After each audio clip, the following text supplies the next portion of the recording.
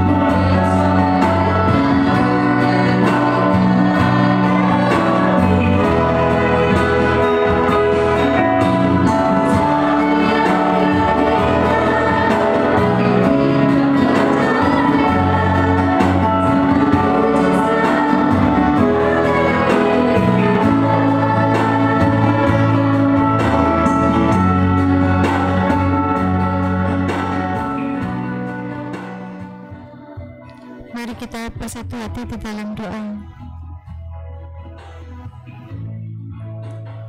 Tuhan Allah Bapa yang mulia dalam kerajaan surga, terima kasih Tuhan untuk setiap berkat yang Kau berikan kepada kami, yang Kau curahkan kepada kami Tuhan, sehingga pada pagi hari ini kami boleh bersama dengan teman-teman kami Tuhan untuk mendengarkan sedikit firman-Mu Tuhan, untuk menjadi bekal bagi kami dalam bekerja di hari ini Tuhan. Kiranya Kau mampukan hamba-Mu ini Tuhan yang kurang fasih, mampukan hamba-Mu ini Tuhan supaya bisa menjadi berkat Tuhan bagi kami sekalian ada di tempat ini. Kami serahkan semuanya ke dalam tangan kuasa-Mu, dalam nama Yesus kami berdoa dan mengucap syukur. Haleluya, amin. Selamat pagi bagi yang baru datang. Shalom. Pagi hari ini saya akan membawakan renungan dengan tema mengambil tanggung jawab, masanya dan waktunya. Dan renungan pada pagi hari ini saya mengambil dari kitab Matius 13 ayat 24 sampai 30. Saya akan membacakannya bagi panjenengan semua. Perumpamaan tentang lalang di antara gandum. Yesus membentangkan suatu perumpamaan lain lagi kepada mereka, katanya, hal kerajaan surga itu seumpama orang yang menaburkan benih yang baik di ladangnya. Tetapi pada waktu semua orang tidur, datanglah musuhnya menaburkan benih lalang di antara gandum itu, lalu pergi. Ketika gandum itu tumbuh dan mulai berbulir, nampak jugalah lalang itu. Maka datanglah hamba-hamba tuan ladang itu kepadanya dan berkata, Tuan, bukankah benih baik yang Tuan taburkan di ladang Tuan? Dari manakah lalang itu? Jawab tuan itu, seorang musuh yang melakukannya. Lalu berkatalah hamba-hamba itu kepadanya, jadi maukah Tuan supaya kami pergi mencabut lalang itu? Tetapi ia berkata, jangan, sebab mungkin gandum itu ikut tercabut pada waktu kamu mencabut lalang itu. Biarkanlah keduanya tumbuh bersama sampai waktu menuai. Pada waktu itu aku akan berkata kepada para penuai, kumpulkanlah dahulu lalang itu dan ikatlah berberkas-berkas untuk dibakar, kemudian kumpulkanlah gandum itu ke dalam lumbungku. Ya, setiap kita pasti mempunyai angan-angan, rencana, pemikiran tentang hari esok, ya. Kita juga mungkin beriman, ya, meyakini pasti bahwa apa yang terjadi itu sesuai dengan apa yang sudah kita rencanakan. Namun saat kita hidup, ya, di dunia ini, jangan pernah kita menyangka bahwa apa yang kita bayangkan, apa yang kita pikirkan itu akan sesuai dengan yang terjadi, ya.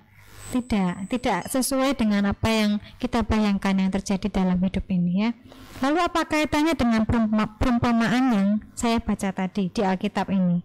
Di perikop ini dikisahkan ada seorang yang menabur benih baik di ladangnya. Akan tetapi pada waktu semua orang tidur, datanglah musuh menaburkan benih lalang di antara gandum itu lalu pergi, ya. Mungkin terkadang atau sering kali kita itu sudah merasa berbuat hal yang baik kepada orang lain dan kita berharap bahwa akan ada hal baik pula yang terjadi kepada diri kita. Namun yang kita dapat malah kekecewaan. Kadang juga kita sudah menolong orang, namun saat kita butuh pertolongan tidak ada yang menolong kita, ya.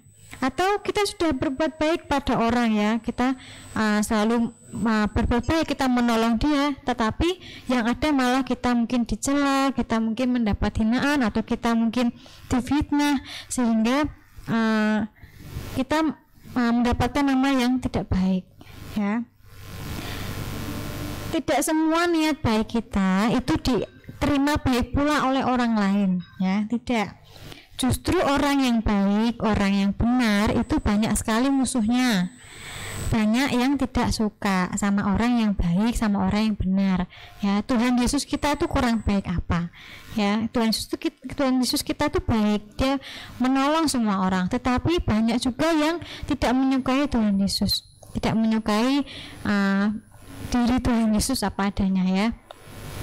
Dan ini pun berlaku dalam dunia pekerjaan kita, ya, entah itu sebagai perawat atau mungkin bagian kantoran atau dokter atau siapapun dalam pekerjaan apapun, tidak hanya di rumah sakit ini, ya.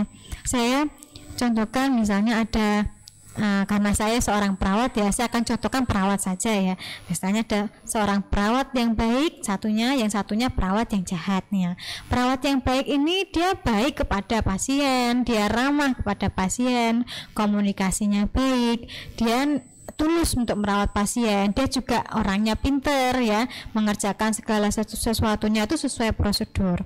Tetapi ada nih perawat yang jahat, dia iri sama perawat yang baik ini, dan dia berusaha untuk menjatuhkan perawat yang baik ini, sehingga dia membuat suatu cerita kebohongan untuk menjelek-jelekkan perawat yang baik ini. Dan singkat cerita, karena perawat yang jahat ini selalu mengkeluarkan kejelekan perawat yang baik ini, semua orang itu kan kebanyakan percaya dengan katanya, ya. Jadi baru ada cerita apa terus dipercaya. Akhirnya nama perawat yang baik ini menjadi jelek, sehingga dia mendapatkan label bahwa dia perawat yang tidak baik, gitu, ya.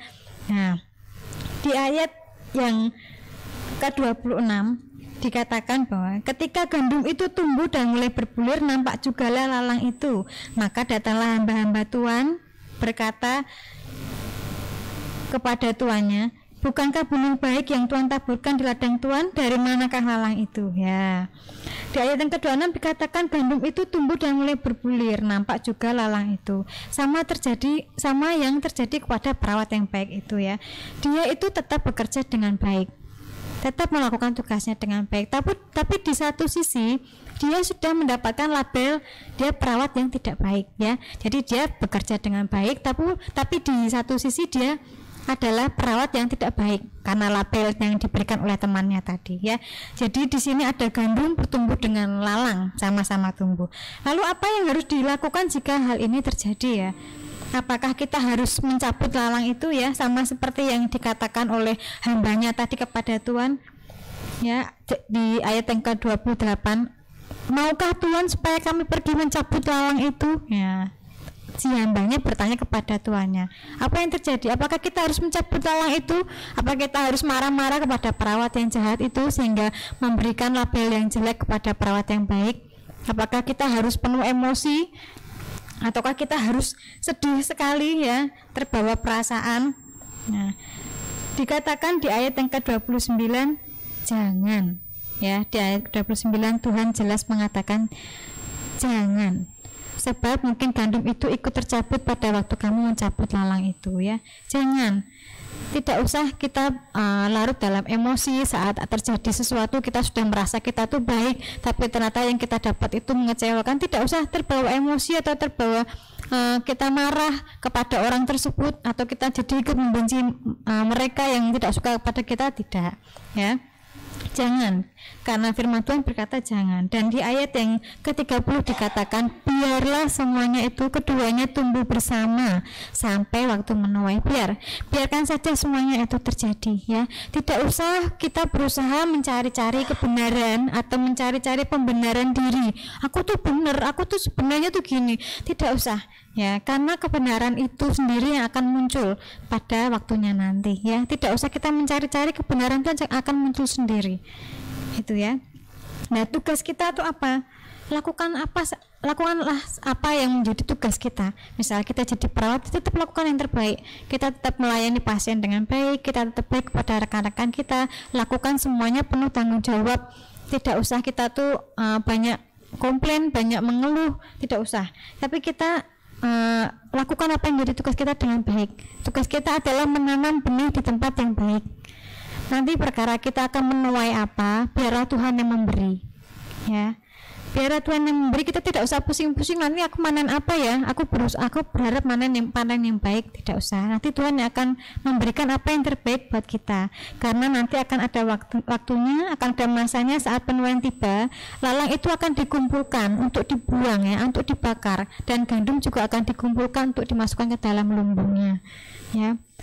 Suatu saat itu pasti akan terjadi ya, dimana kita akan menuai yang baik. Tuhan akan memberikan yang terbaik bagi kehidupan kita, sehingga saat ini harus kita lakukan adalah tetap melakukan yang terbaik dalam pekerjaan kita, dalam tanggung jawab kita. Lakukan semuanya itu yang terbaik untuk Tuhan.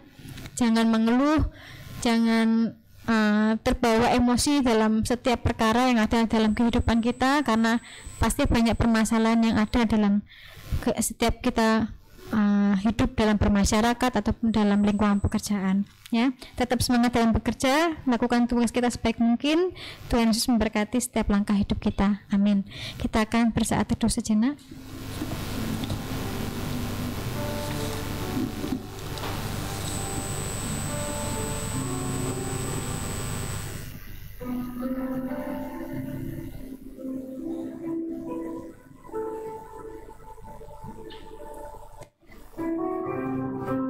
Terima kasih Tuhan untuk firman-Mu pada pagi hari ini Tuhan. Kiranya kami boleh belajar untuk tetap sabar menanti akan waktunya Tuhan dalam kehidupan kami Tuhan. Kiranya kami tetap melakukan apa yang terbaik dalam kehidupan kami, tetap menanam apa yang baik, dan apapun yang terjadi, apapun rintangan dalam kehidupan kami Tuhan, kiranya kami tetap percaya bahwa Tuhan akan memberikan hasil panen yang terbaik bagi kehidupan kami Tuhan. Ampuni kami apabila kami sempat marah, kami sempat kecewa Tuhan saat permasalahan datang dalam kehidupan kami, saat kami merasa kami sudah memberikan yang terbaik namun kami mendapatkan kekecewaan. Ampuni kami Tuhan jika kami sempat jatuh dalam dosa, namun kiranya Tuhan mengangkat kami kembali Tuhan, supaya kami bersandar penuh kepada Tuhan dan kami selalu mempunyai iman yang pasti bahwa Tuhan akan menolong kami tepat pada waktunya dan Tuhan akan mengangkat kami. Ampuni segala kesalahan dosa kami Tuhan, sertai kehidupan kami selanjutnya, dan berkatilah kami sekarang yang ada di tempat ini Tuhan. Kami mengucap syukur pada pagi hari ini kami mendengarkan firman ini.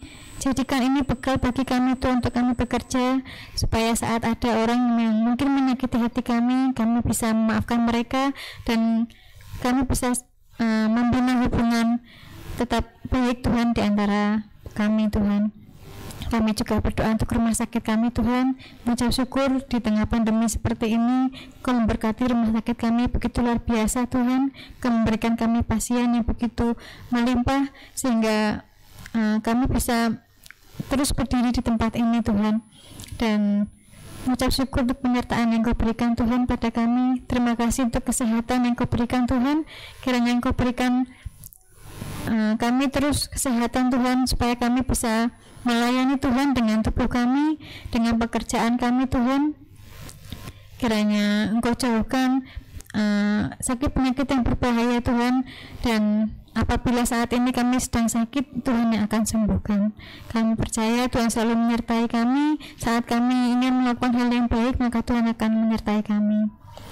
Dan pada pagi hari ini Tuhan, kami berdoa bagi saudara kami yang sedang sakit, Anak Aurela, putri dari Ibu Ita, ayah dari Ibu Fitri Hanawati, dan Bapak Daming, mertua dari Ibu Vivi. Kami mengucap syukur bahwa setiap hal boleh terjadi dalam kehidupan kami.